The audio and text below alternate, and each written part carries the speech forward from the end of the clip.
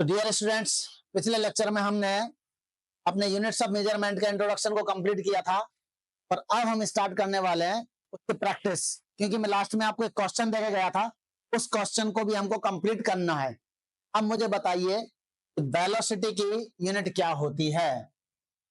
Unit of velocity, velocity की unit क्या है बेटा? वेलोसिटी की जो यूनिट है वो क्या होती है?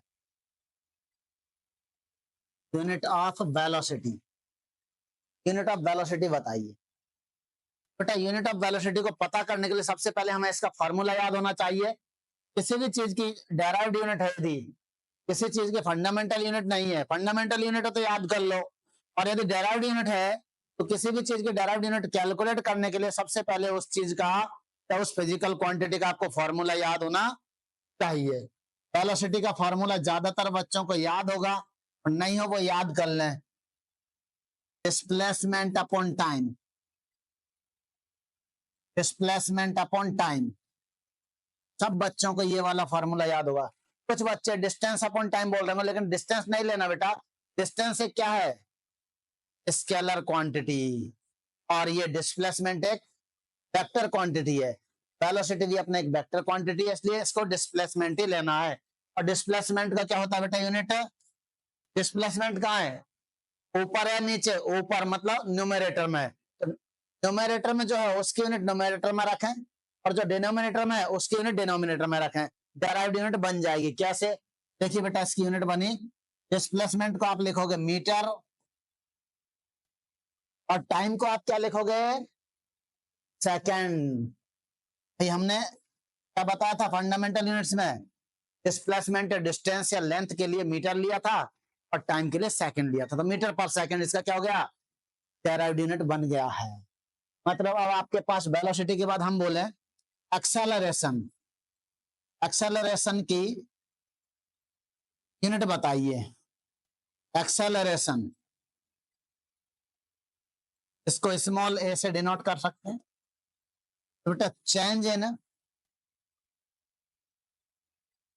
Velocity with respect to time का फॉर्मूला होता है, यानी D V upon dt, difference in velocity, difference upon time, sorry difference in time, difference in velocity के लिए हम क्या लिखेंगे? वेलोसिटी की यूनिट, और टाइम की जगह टाइम। थोड़ी देर पहले आपने वेलोसिटी की यूनिट कैलकुलेट किया था, वो क्या होती थी? मीटर पर सेकंड, मीटर पर सेकंड। इसको ऊपर लिख दो मीटर पर सेकंड को, और नीचे टाइम है dt, तो इसको भी सेकंड। क्या हो गया बेटा? मीटर पर सेकंड स्क्वायर, या मीटर सेकंड इनवर्स स्क्वायर, इस टाइप से। तो हमने डेराइव्ड यूनिट कौन की निकाल लिया? एक्सेलरेशन का। आप बता सकते हैं, यदि आपको फोर्स का फॉर्मूला याद है, फोर्स की भी आप यूनिट डेराइव कर सकते हैं। बताइए बेटा, फोर्स का फॉर्मूला क्या होता है? F equals to M A, F equals to M A. Force का फॉर्मूला होता है F equals to M A. M क्या? मास। ए क्या? एक्सेलरेशन। एम का तो होता है मास, मास का एम क्या यूनिट? किलोग्राम। और एक्सेलरेशन का अभी अभी कैलकुलेट किया था, क्या?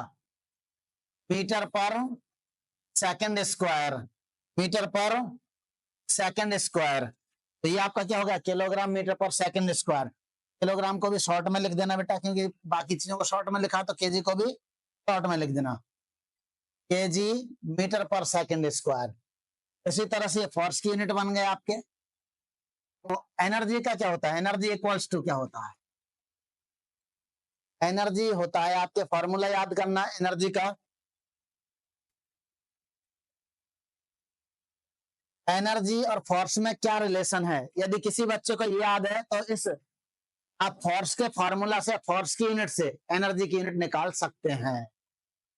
तो एनर्जी होती है F dot D S, work. Work या एनर्जी एक ही बात है बेटा। वर्क क्या है? Work is analogous to energy. Work जो होता है वो है F dot D S, force into displacement, force into displacement D S. ये है एनर्जी। एनर्जी का आपको यूनिट कैलकुलेट करना, तो क्या करोगे? E इक्वल टू फोर्स की यूनिट किलोग्राम मीटर पर second square into DS. DS को क्या बोलेंगे? डिस्टेंस या डिस्प्लेसमेंट। तो डिस्प्लेसमेंट की क्या? मीटर। तो बेटा क्या हो गया? किलोग्राम मीटर स्क्वायर पर सेकंड स्क्वायर। ये एनर्जी की यूनिट हो गई है, यूनिट ऑफ एनर्जी। लिख लेना बेटा, ई क्या होता है? एनर्जी। एफ क्या है? फोर्स। टीएस क्या है? डिस्प्लेसमेंट। टीएस क्या है? डिस्प्लेसमेंट। इनके फुल फॉर्म्स जरूर लिख लेना, इसके बाद सॉल्व करना। अब हमारे पास पिछला क्वेश्चन मैंने क्या दिया था आपको? Find the derived unit of resistance R.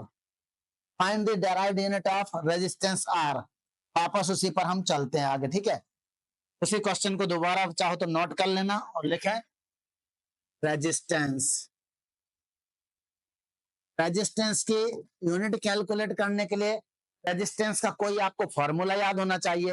मैं आपको हिंट में दे चुका था, एक फॉर्मूला याद करो। P is equal to IR। P equals to IR है। P equals to IR है, ये बता था। तो R का यूनिट बनाने के लिए हमें क्या बनाना पड़ेगा? R का formula R equals to P upon I। अब फर्दर P यानी वोल्टेज। वोल्टेज की आपको यूनिट पता नहीं है, वोल्टेज के लिए एक और formula, since energy equal to क्या होता है? Electrical energy Q into V, charge into voltage. बेटा अब ये वोल्टेज का फॉर्मूला क्या बन गया हमारे पास?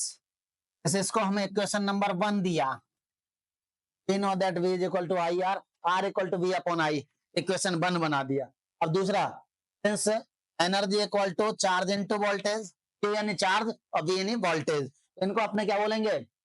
वोल्टेज। वोल्टेज का फॉर्मूला निकाल रहा है आप, क्या होगा? V equal to E upon Q। ये इक्वेशन 2 रख दिया।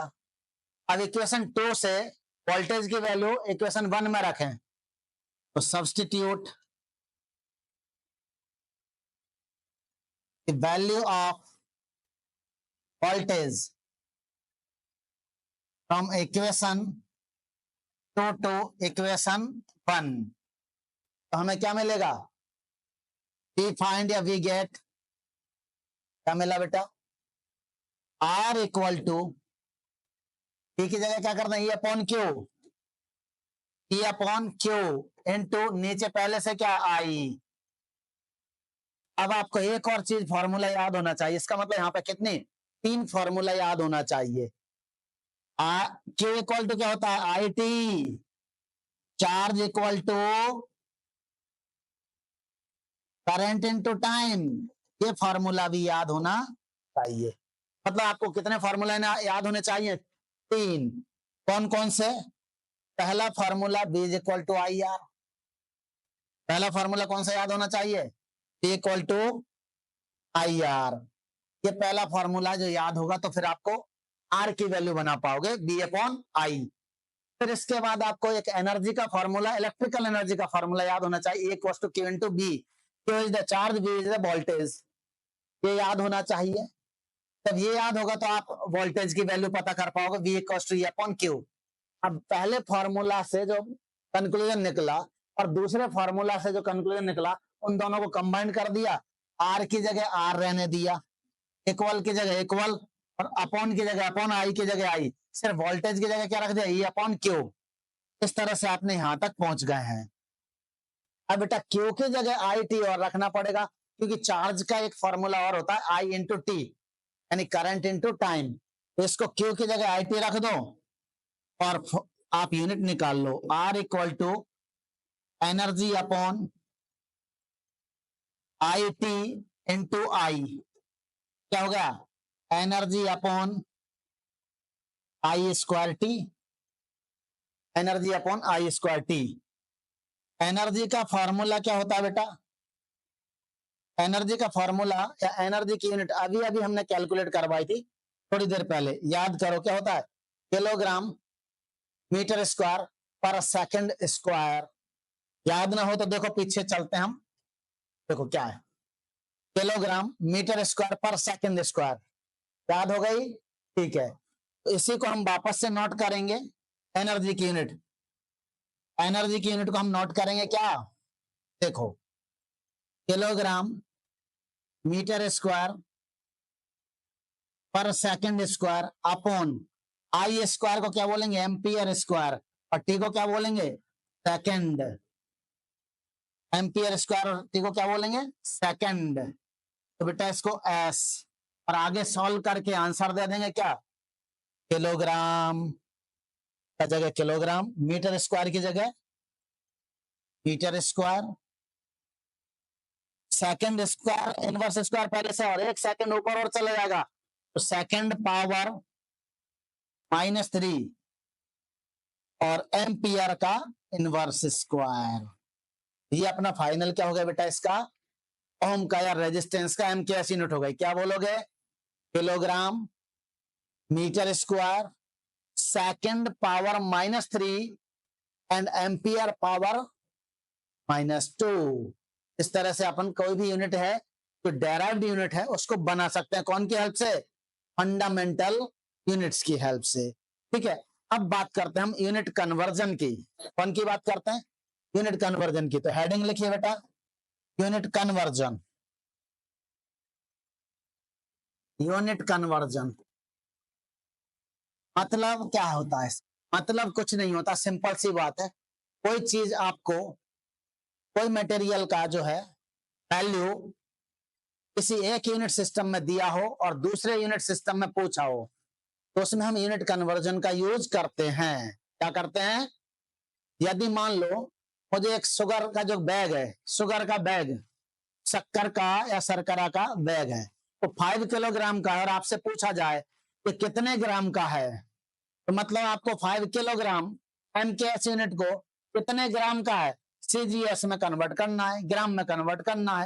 यानी यूनिट कन्वर्जन यही होता है और कुछ नहीं होता। यानी एक सिस्टम में दी गई अमाउंट को दूसरे सिस्टम में कितना यूनिट, मतलब कितना अमाउंट होगा वो दूसरे सिस्टम में कितना बोला जाएगा, ये चीज ही यूनिट कन्वर्जन कहलाता है। इसके लिए क्या है बेटा, सिंपल सा एक सबसे बेस्ट या बेसिक फॉर्मूला काम आता है, जिसको बोलते हैं हम N1U1 equals to N2U2 equal to N3U3 equal to dot dot dot equal to constant. ये छोटा सा फॉर्मूला है। अब ये क्या बोला है, छोटा सा दिख रहा है, छोटा सा भी है। देखो बेटा ये कुछ नहीं है, सिंपल सा। N1 का मतलब है न्यूमेरिकल वैल्यू या वैल्यू, न्यूमेरिकल वैल्यू या value in first system. U1 का मतलब है यूनिट इन फर्स्ट सिस्टम। तो यहाँ पर N2 क्या हो जाएगा, numerical value in second system. U2 क्या हो जाएगा, U2 नहीं, U2, ये वाला U2, U2 तो unit in second system, numerical value in third system, unit in third system. और इन सब का जो मल्टीप्लिकेशन आता है वो हमेशा क्या रहता है बेटा, कांस्टेंट रहता है, बदलता नहीं है, इक्वल आता है। जैसे किसी ने लिखा 1000 ग्राम और 1 किलोग्राम, तो बेटा N1 तो हो गया अपना 1000 और U1 हो गया ग्राम, N2 हो गया अपना 1 और U2 हो गया किलोग्राम। बात समझ में आई, यहाँ पर सिंपल सी बात है कि पहले यूनिट सिस्टम में न्यूमेरिकल वैल्यू कितनी है 1000 और पहले यूनिट सिस्टम में यूनिट कौन सी है, ग्राम। दूसरे यूनिट सिस्टम में न्यूमेरिकल वैल्यू कितनी रह गई 1 और यूनिट क्या हो गई, किलोग्राम। तो क्या 1000 ग्राम और किलोग्राम अलग अलग हैं या बराबर हैं, इक्वल हैं, मतलब कांस्टेंट। इक्वल टू आप कह सकते हैं ना, कांस्टेंट है, अलग अलग है, सेम है, सेम है ना। तो बात समझ में आई, इक्वल है मतलब बराबर है, मतलब कांस्टेंट है। तो फिर ये गड़बड़ कैसे, एक बार तो आप 1000 ग्राम बोल रहे हो, 1000 इतना बड़ा अमाउंट है, 1000 बहुत बड़ा अमाउंट है, और एक बार क्या बोल रहे हो, सिर्फ ग्राम बोल रहा है, मतलब किलोग्राम बोल रहा है, लेकिन एक, इसमें दिक्कत कुछ भी नहीं है, सिंपल सी बात है। यदि न्यूमेरिकल वैल्यू बड़ी है तो यूनिट छोटी हो जाती है। बात समझ में आई, आपका न्यूमेरिकल वैल्यू 1000 है, नहीं बहुत बड़ा अमाउंट है ये एक तरह से, तो ग्राम बहुत छोटा सा है। और जब न्यूमेरिकल वैल्यू जो है बहुत छोटा है 1, तो किलोग्राम बहुत बड़ा है, मतलब यूनिट का और न्यूमेरिकल वैल्यू का जो मल्टीप्लिकेशन आता है वो बराबर आता है, क्योंकि एक छोटा तो दूसरा बड़ा है और दूसरा छोटा तो पहला बड़ा है। बात क्लियर है? इस तरह से हम समझ सकते हैं यूनिट कन्वर्जन में जिस फॉर्मूला का यूज करते हैं वह n1u1 equal to n2u2 equal to dot dot dot dot dot equal to constant है।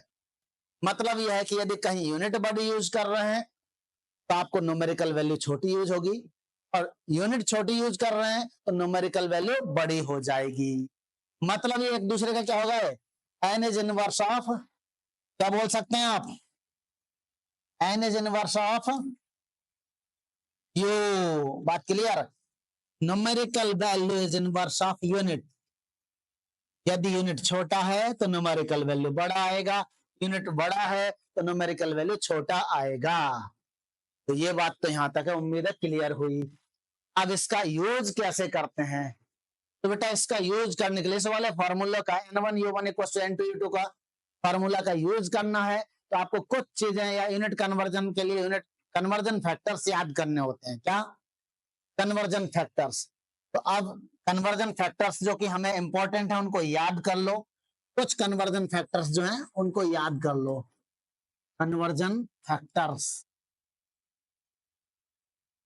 इंपॉर्टेंट कन्वर्जन फैक्टर्स हैं, इनके अलावा ज्यादा याद नहीं रखने, इनसे अपना काम चल जाता है, इजीली काम चलता है।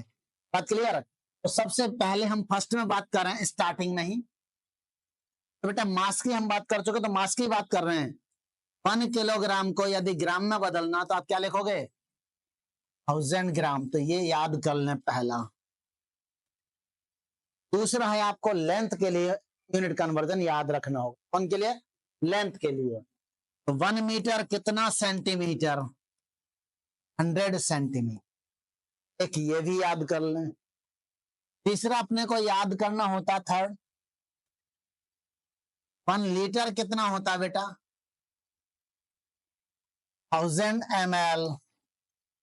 1 लीटर का दूसरा नाम है 1 डेसीमीटर क्यूब, मतलब 1 dm क्यूब।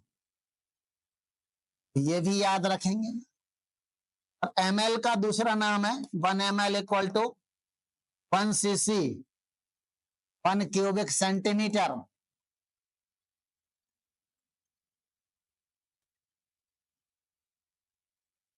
मतलब 1 cm क्यूब। ये वॉल्यूम के लिए काम आएगा आपका बेटा। किलोग्राम यानी मास के लिए हो गया, मीटर लेंथ के लिए हो गया, और लीटर या ये वॉल्यूम के लिए होगा। फिर भी इसमें एक और याद रखना, वॉल्यूम में 1000 litre equal to 1 metre cube. एक घन मीटर या 1 क्यूबिक मीटर इज 1000 लीटर। तो 3-4 बातें, और हमें ज्यादातर काम में आता है उसका नाम है प्रेशर। चौथा पॉइंट कौन सा? प्रेशर। प्रेशर के लिए यूनिट कन्वर्जन करना है तो आपको याद रखना है, तो 180 m equal to 760 mm of Hg, या फिर 760 टॉर। तो 1 टॉर इक्वल टू कितना हो गया बेटा, 1 mm। बात समझ गए? 1 टॉर इक्वल टू कितना हो गया, 1 mm ऑफ Hg। एक और है बार में कन्वर्जन प्रेशर के लिए, कौन सा? 180 m इक्वल टू 101,325, 1 पर पॉइंट लगा दो, और बार। मतलब 1 ATM प्रेशर कितने के इक्वल होता है? ATM बेटा प्रेशर की यूनिट होती है। ATM किसकी यूनिट होती है? प्रेशर की यूनिट होती है। 1 ATM 760 mm of Hg, 760 m of Hg या 760 टॉर। और ये जो है बार की बात करें तो 1 ATM इक्वल टू 1.01325 बार। अब हम कहेंगे कि 1 ATM को MKS में बदलना है। MKS यूनिट क्या होती है? पास्कल। यही डाटा यूज करेंगे, 101,325, कहीं पॉइंट लगा के इंटू 10 पावर 5 पास्कल। तो 1 बार कितने पास्कल के इक्वल है? 1 बार है आपके 10 पावर 5 पास्कल। तो प्रेशर में 3-4 चीजें याद करनी पड़ेंगी। प्रेशर थोड़ा सा बड़ा है, प्रेशर के अंदर डाटा थोड़े ज्यादा है। एनर्जी के लिए यूनिट कन्वर्जन की बात करें तो 1 जूल इक्वल टू 10 पावर 7 अर्ग है, और आप कह सकते हैं 1 electron volt equal to 1.6 into 10 power minus 19 joule. बेटा दो एनर्जी के लिए भी आपको याद रखने होंगे। ये एनर्जी की यूनिट्स हैं, कौन कौन सी? जूल, अर्ग और electron volt. Joule, erg, electron volts are the units of energy. ठीक है। और सिमिलरली फाइनली एक और बात बचती है, 1 न्यूटन इक्वल्स टू, ये फोर्स की यूनिट है, 1 न्यूटन इक्वल्स टू 10 पावर 5 डायन। डायन, ये डायन मत बोलना, डायन है ये, तो डायन समझ जाएं। ठीक है। अब समझ रहे 10 पावर 5 कितना होता है बेटा? 10 पावर 5 का मतलब होता है 1 लाख, 1 लाख। जब 1 लाख डायन मारी होंगे तब 1 न्यूटन पैदा हुआ है, याद हो जाएगा। 10 पावर 5 डायन इक्वल टू 1 न्यूटन। इस तरह इसको तो याद कर लेंगे। हाँ, एनर्जी के में 1 joule equal to 10 power 7 erg, 1 electron volt equal to 1.6 into 10 power minus 19 joule. ये दो याद कर लिए। प्रेशर की तो सिर्फ अभी यूनिट कन्वर्जन वाले फैक्टर्स याद ना हो तो चलेगा, लेकिन प्रेशर की कौन कौन सी यूनिट होती है ये बता दो। प्रेशर की अभी मैंने आपको 4 यूनिट बताई हैं, एक तो एटीएम, एक mm ऑफ Hg, एक बार और एक टॉर और एक पास्कल। 5 बताई हैं। 5 में से कम आपको कितना याद रखना है? 3 तो याद रखनी है, एटीएम, mm ऑफ Hg और पास्कल। ये 3 को तो याद कर लो, और जब ये यूनिट से याद हो जाए तो इनके कन्वर्जन फैक्टर याद कर लेना है। बात क्लियर? और एक और यूनिट कन्वर्जन बचा हुआ है जो हमारी केमिस्ट्री में तो बहुत ज्यादा यूज होता है और फिजिक्स में भी कुछ चैप्टर्स में यूज होता है, उसका नाम है टेम्परेचर। तो लिखो बेटा, टेम्परेचर कन्वर्जन। क्या? Temperature conversion. इसको तो हमें सॉल्व करना ही करना है। तो टेम्परेचर कन्वर्जन में मैं आपको कोई भी कन्वर्जन फैक्टर्स याद नहीं करवाऊंगा, सिर्फ 2 फार्मूला याद करवाऊंगा। उन 2 फार्मूला को याद कर लेना, आप यूनिट कन्वर्जन कर लिया करोगे जो हमें जरूरत पड़ती है। कैसे? दिया होता है जनरली टेम्परेचर डिग्री सेल्सियस में, और पूछ लेते हैं केल्विन में। किसमें दिया होता है? डिग्री सेल्सियस में। पूछ लेते हैं केल्विन में टेम्परेचर, और अक्सर दिया होता है टेम्परेचर डिग्री सेल्सियस में और पूछ लेते हैं फ़ारेनहाइट में। बात समझ गए? तो हमें क्या करना है? डिग्री सेल्सियस को केल्विन में बदलना सीखना है, और दूसरा डिग्री सेल्सियस को फ़ारेनहाइट में बदलना सीखना है। तो बेटा जब भी डिग्री सेल्सियस में टेम्परेचर दिया जाएगा तो आप उसको स्मॉल टी बोलेंगे, छोटा T, small T degree Celsius. क्या बोलेंगे? Small T degree Celsius. और यदि आपको इसको केल्विन में बदलना है तो कैपिटल टी बोलेंगे। क्या? कन्वर्जन इनटू केल्विन, मतलब कैपिटल टी में कन्वर्ट करना है। तो बेटा कैपिटल टी इक्वल टू होता है स्मॉल टी प्लस 273.15। 0.15 को आप इग्नोर कर सकते हैं, 273 से ही काम चलाएं। किसी ने बोला my body temperature is 37 degree Celsius. क्या बोला? My body temperature is 37 degree Celsius. It means my body temperature is how many kelvin?